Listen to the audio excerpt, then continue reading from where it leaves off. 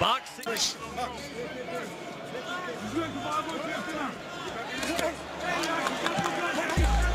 Oh, he catches him off guard! Francis Ngannou has just scored a knockdown against the heavyweight champ! Anything can happen, it just did! And when the fight started, one thing, when we get closer and then when we touch gloves, I'm like, let me take you to school.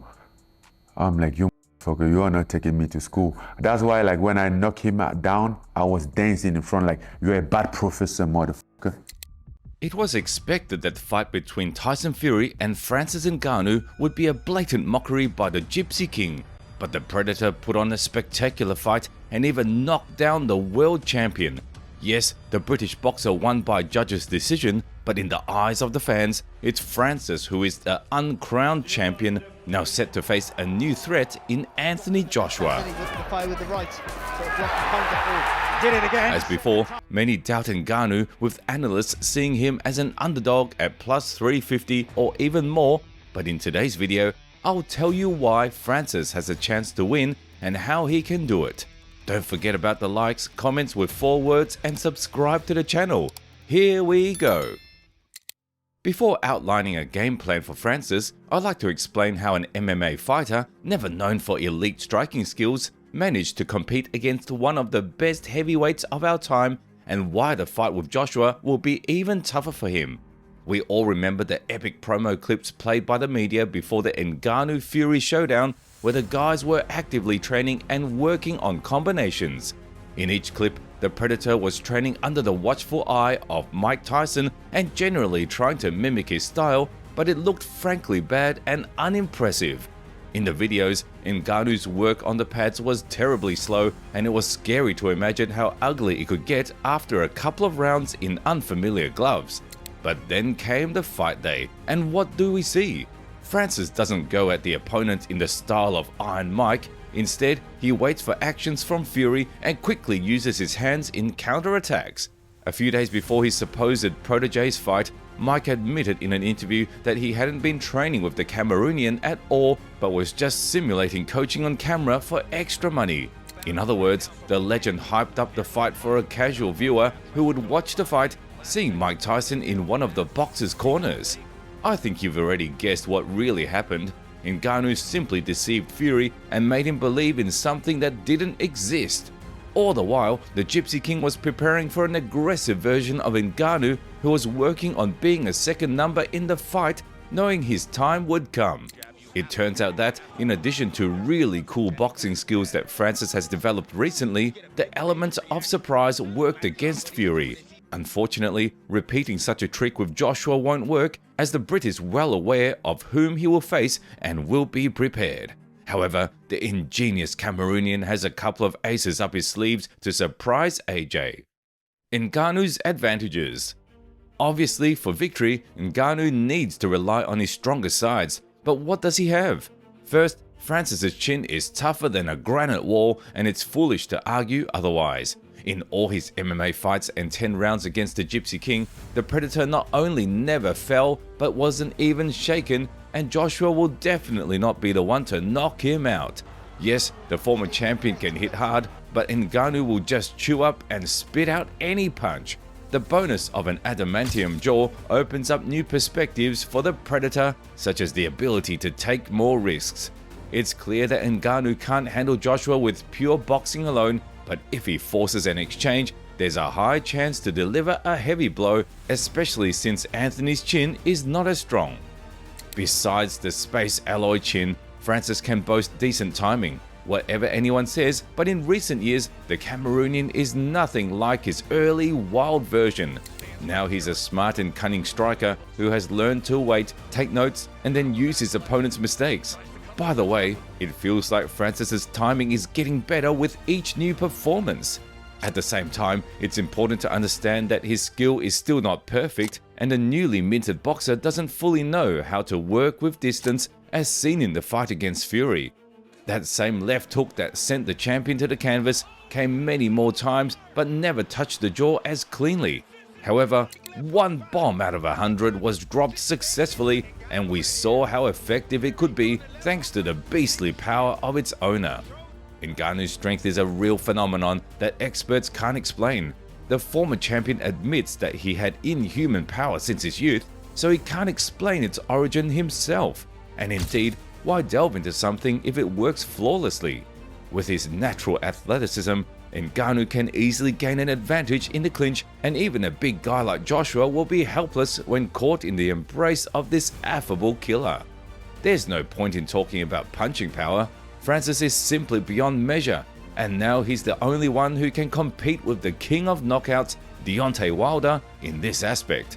Perhaps that's where the main advantages of the Cameroonian end, and we'll note the remaining small details closer to compiling the actual game plan. Now, it's time to move on to the disadvantages of his opponent. Disadvantages of Anthony Joshua. While Ngannou's chin is one of the strongest sides, Anthony's situation is much worse in this regard. I can't say that Joshua gets rocked by every second punch, but even not the strongest punches, like Alexander Usyk, can shake him. And he's been knocked down many times and lost by a knockout to Ruiz, which also left its mark. And now another. Can Ruiz counter Joshua's? In recent fights, AJ was protected from guys with real knockout power, but now he has to fight Ngannou, and taking punches from him could be too dangerous. More than heavy blows, Anthony dislikes only one thing: heavy pressure. In the prime of his career, Joshua always worked as the lead and just didn't understand what to do when he couldn't dominate the opponent. His footwork immediately became broken, defense leaky, and eyes began to chaotically look for help. That's why fights with Vladimir Klitschko or Andy Ruiz were so difficult for him. Now the Brit is not as vulnerable to pressure. After all, 2 fights against Usyk taught him a lot, but he still prefers to act as a hammer. In recent fights, Ngannou shows the skills of a cool counterpuncher, but maybe he'll try to change his approach to Anthony and go forward again?